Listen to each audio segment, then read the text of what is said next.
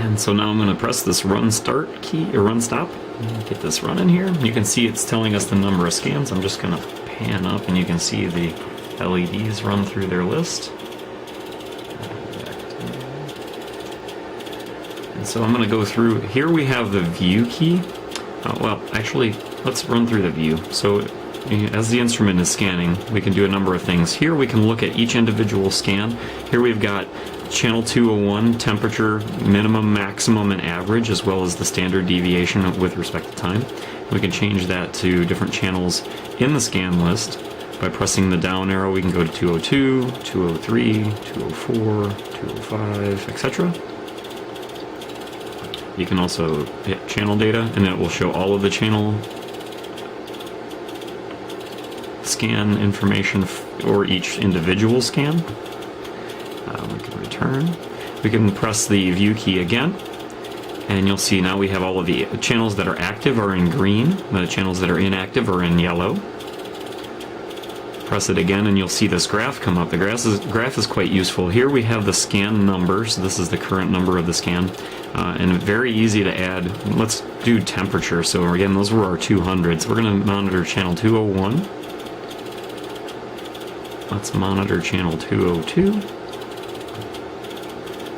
Monitor 203.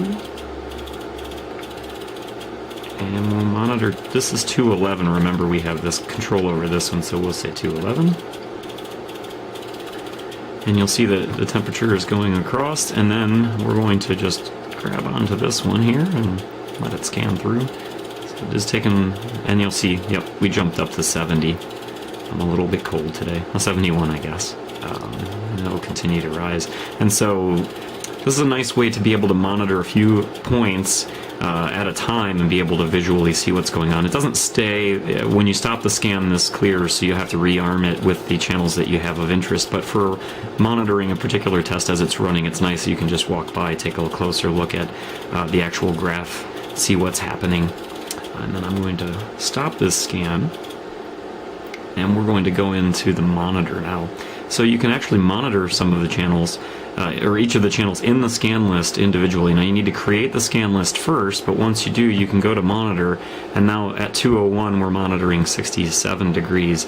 If we wanted to, we could actually change that to 211. And we're monitoring, again, this channel here. You can see that it will rise automatically once I get it heated up a little bit, and then it will cool back down again.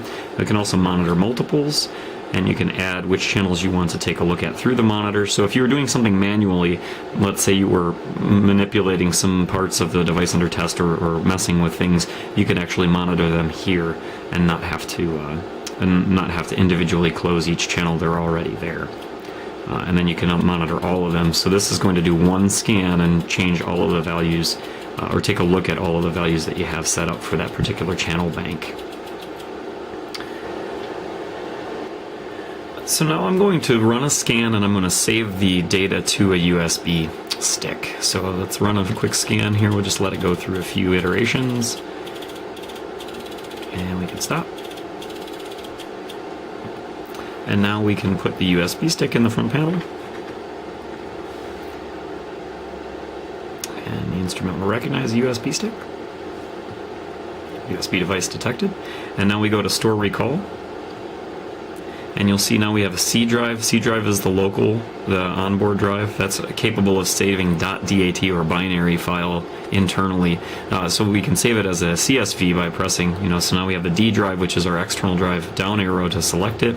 And we can right arrow or left arrow. Here we've got system configuration, measure configuration, mirror for mirroring to a different mainframe, and then measure data. So measure data, and we're going to go to D, and we'll access that drive. It does have a little bit on there.